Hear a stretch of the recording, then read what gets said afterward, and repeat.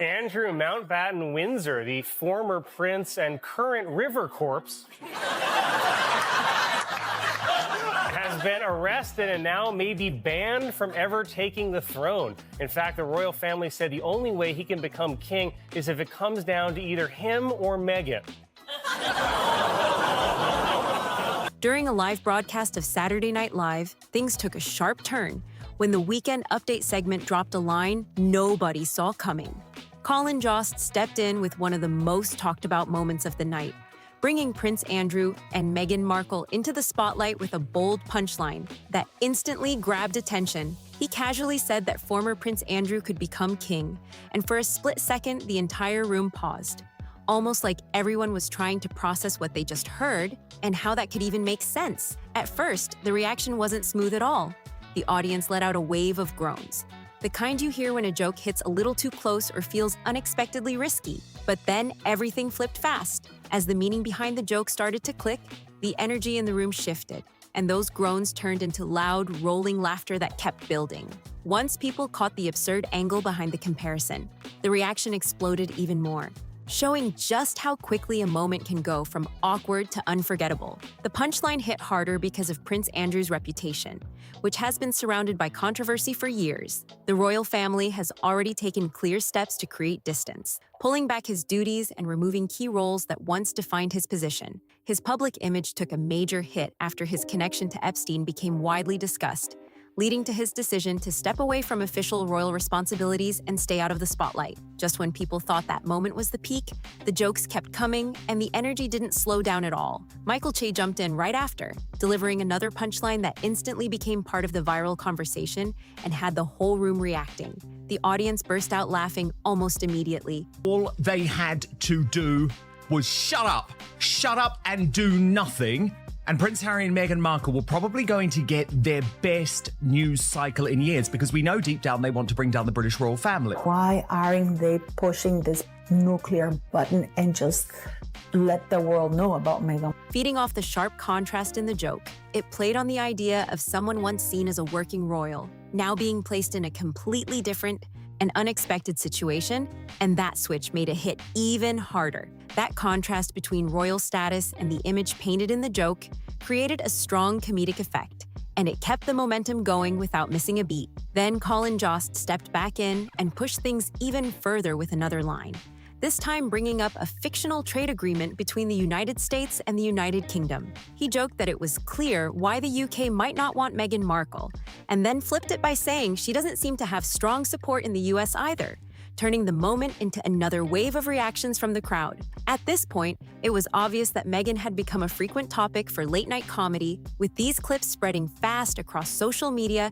and pulling in massive attention. When major entertainment shows keep circling back to the same public figure, it usually signals a shift in how that person is being viewed in the wider culture.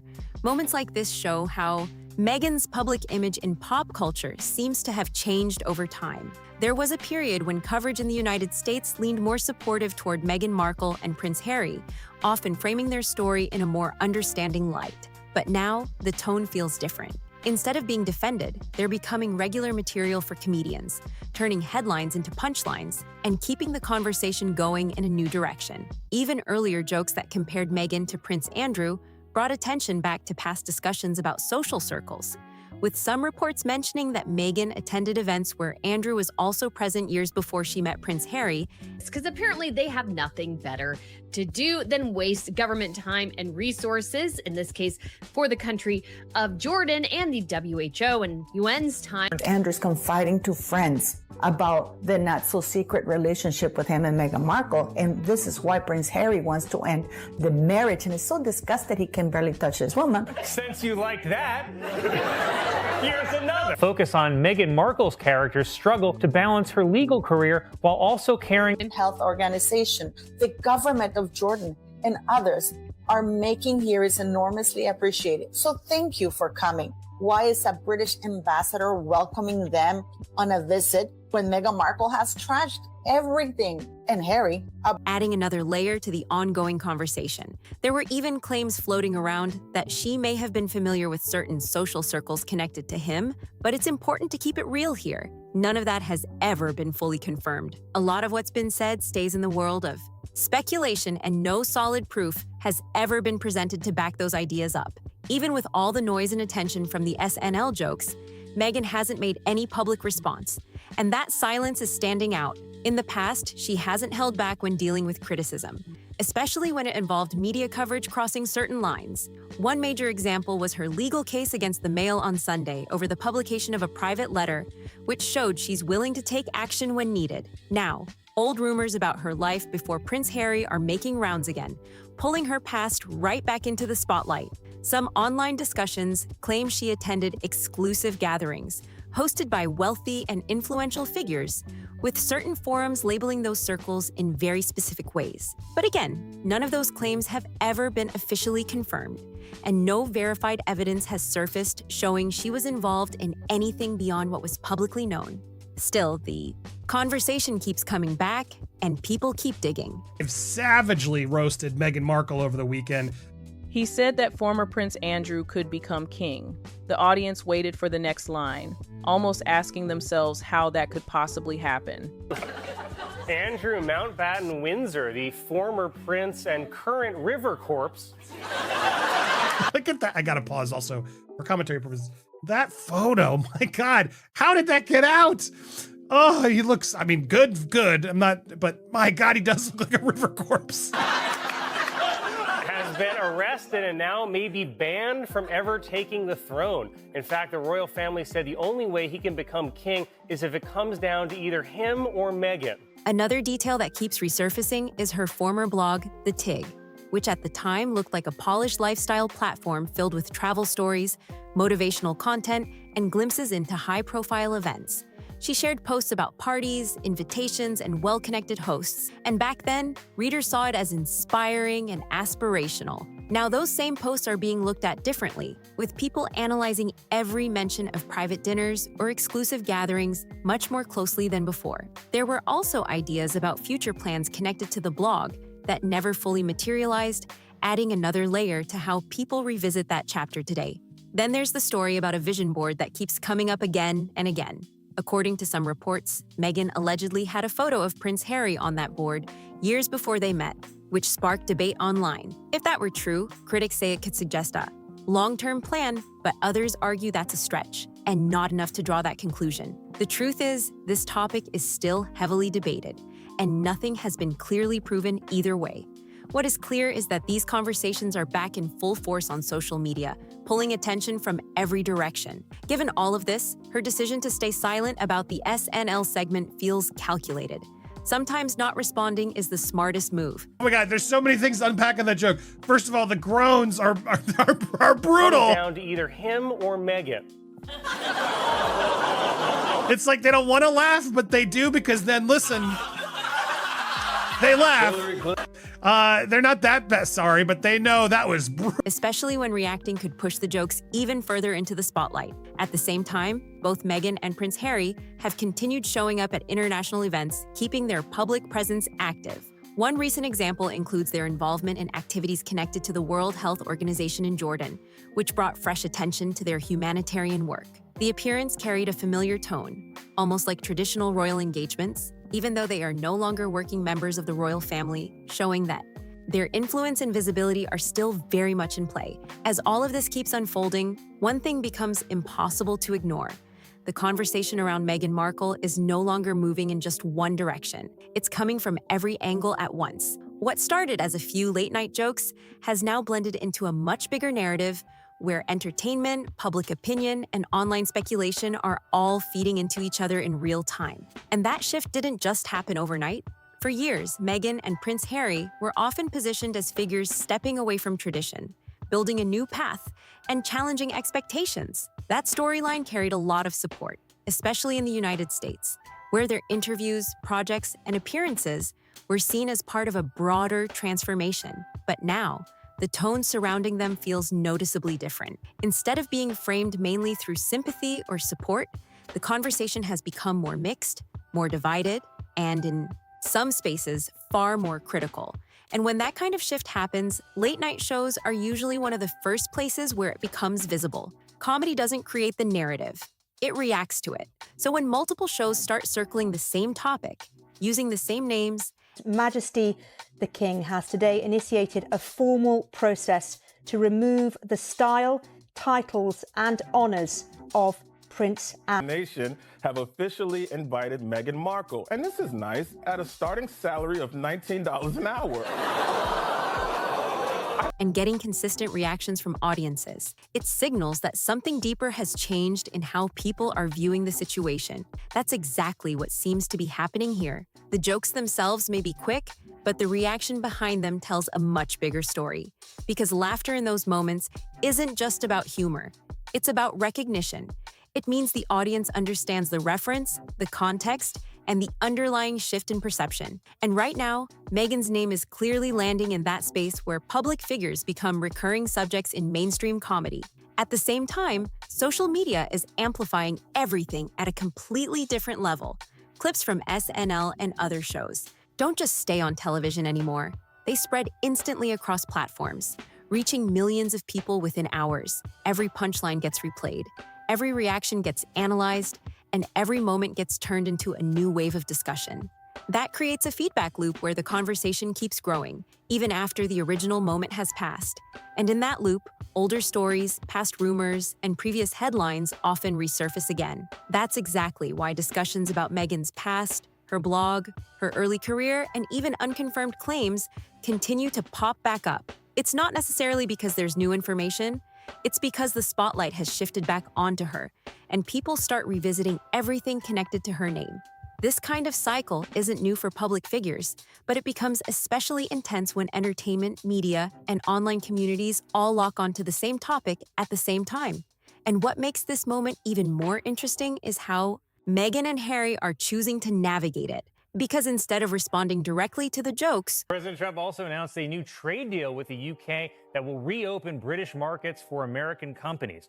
All that Britain demands in return is that we keep these two.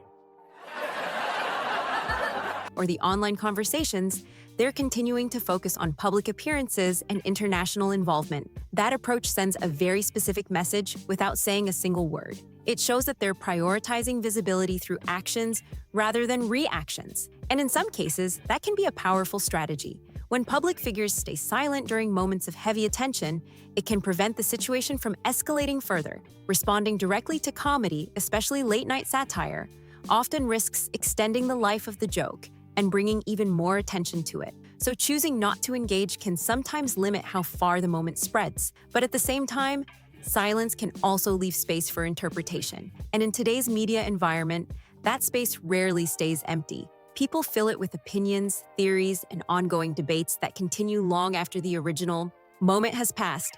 That's why, even without a direct response, the conversation keeps moving forward. Meanwhile, their public appearances continue to play a major role in shaping how they're perceived. Events connected to global organizations, humanitarian efforts, and international travel help maintain a certain level of influence and relevance. And those appearances often mirror the type of engagements traditionally associated with royal duties. Even though their official roles have changed, that contrast adds another layer to the public discussion. On one hand, they're no longer working members of the royal family. On the other hand, they're still operating on a global stage, attending events, speaking on major issues, and maintaining a strong public presence. That dual position keeps them in a unique space, somewhere between traditional royalty and independent public figures. And that space naturally attracts attention because it's not clearly defined. People interpret it in different ways. Some see it as a continuation of influence. I'm not a fan of hers. And I would say this, and she probably has heard that, but I wish a lot of luck to Harry, because he's going to need it. Others see it as a departure from expectations, and when those interpretations clash, the conversation becomes even louder. At the same time, media coverage continues to evolve. Different outlets frame the same story in completely different ways. Depending on their audience, their tone, and their perspective, that creates a fragmented narrative where there isn't just one version of events. There are multiple versions happening at the same time. And viewers pick the version that aligns with what they already believe. That's why public perception can feel so divided. Because it's not just about what happened, it's about how it's being presented, interpreted, and shared. And once those different interpretations take hold, they become difficult to shift. Another factor that keeps this situation active is the ongoing interest in their personal story. From the beginning, Meghan and Harry's relationship captured global attention. It brought together elements of tradition, change, media pressure, and personal decisions that people continue to analyze years later. And because that story is still unfolding, every new development, whether it's a public appearance, a media moment, or even a joke, gets added to the larger narrative. That's why even something like an SNL segment doesn't stay isolated. It becomes part of the bigger picture, connecting to past events and influencing future conversations. And in a world where attention moves fast but memory lasts even longer, those connections matter. They shape how each new moment is received, they influence how audiences react, and they determine how long the conversation continues. Right now, the combination of comedy, social media, and ongoing public appearances has created a moment where everything feels amplified. Every detail gets attention, every reaction gets analyzed, and every decision, as she quite literally pops the bubbles, taunting the royal family like the rest of the supper. Whether it's speaking out or staying silent, gets interpreted in multiple ways. That level of attention can be intense, but it also shows how much influence and visibility still surrounds their names, because not every public figure generates this kind of ongoing discussion. It happens when there's a mix of recognition, controversy, curiosity, and constant media coverage all happening at once. And that's exactly the situation here. Looking ahead, the key question isn't just about what's already happened. It's about what comes next. Will the tone of the conversation continue in this direction? Will public perception shift again?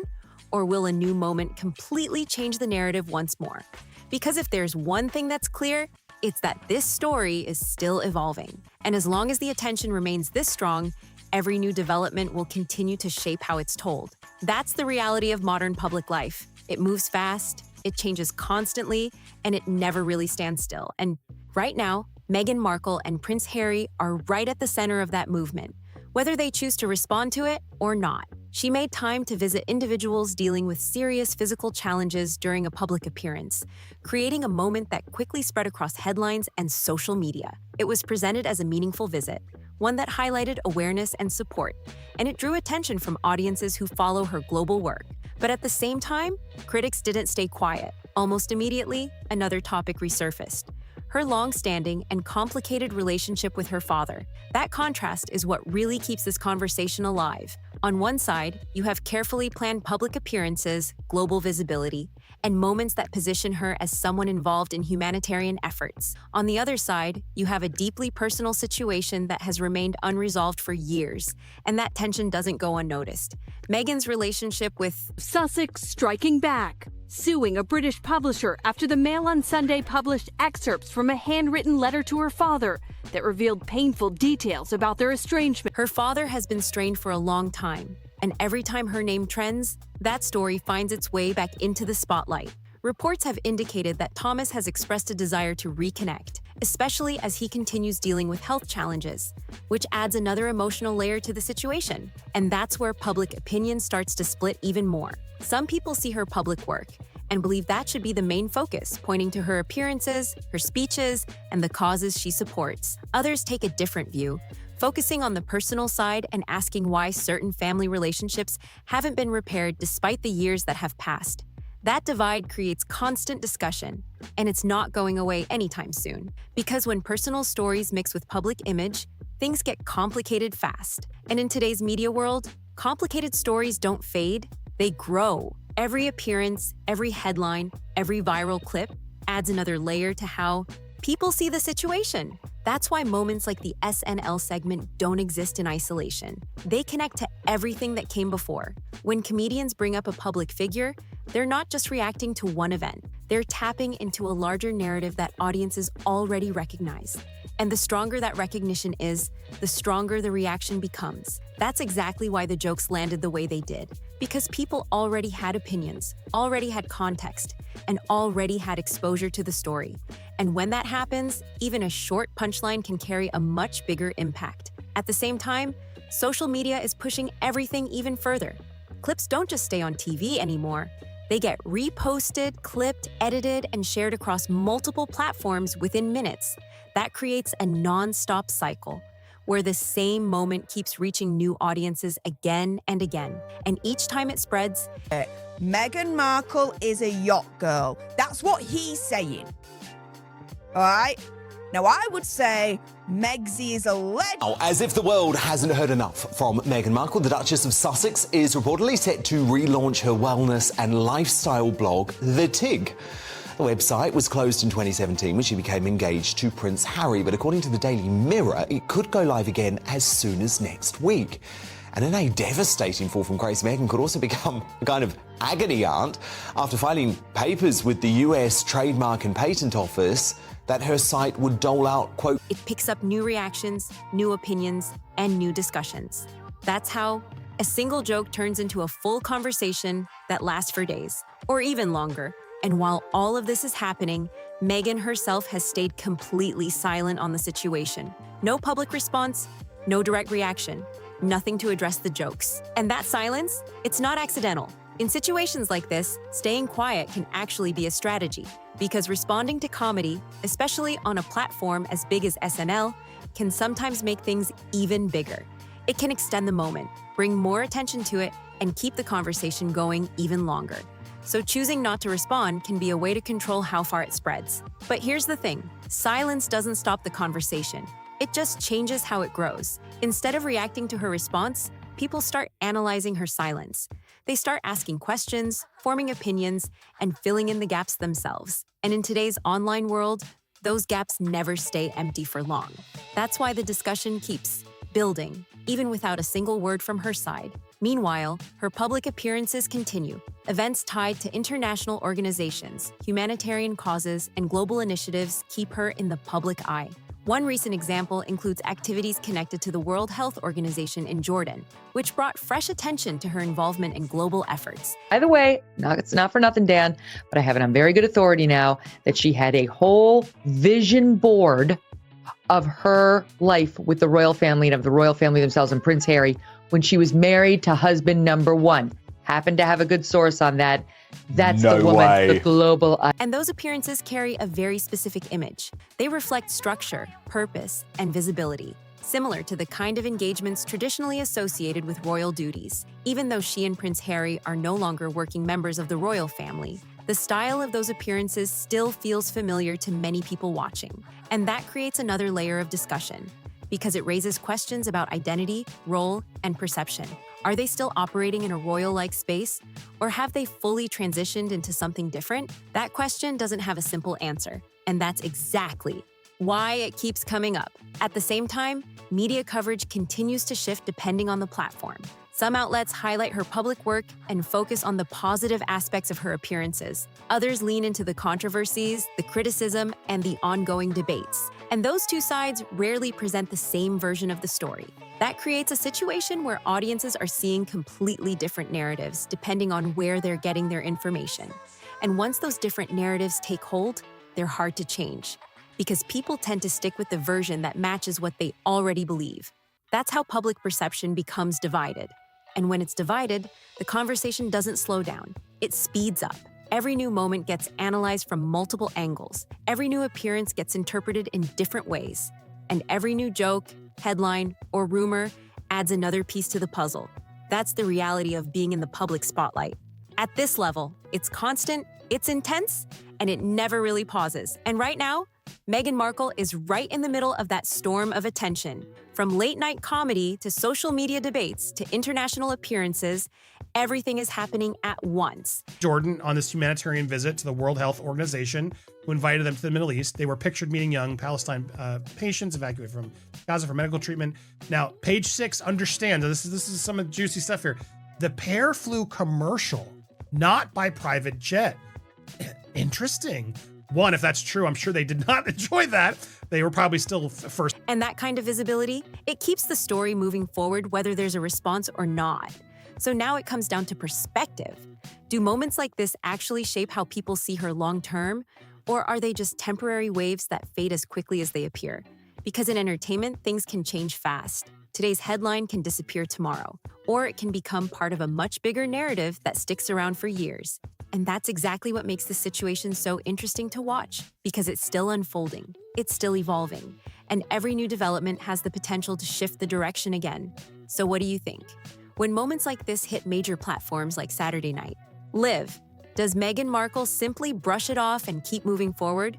Or do you think these jokes carry more weight behind the scenes than people realize? Drop your thoughts in the comments below, because this conversation is far from over. If you made it this far, don't forget to like, share, and subscribe for more deep dives like this. And stay tuned, because there's always more to the story than what you see at first. See you in the next one.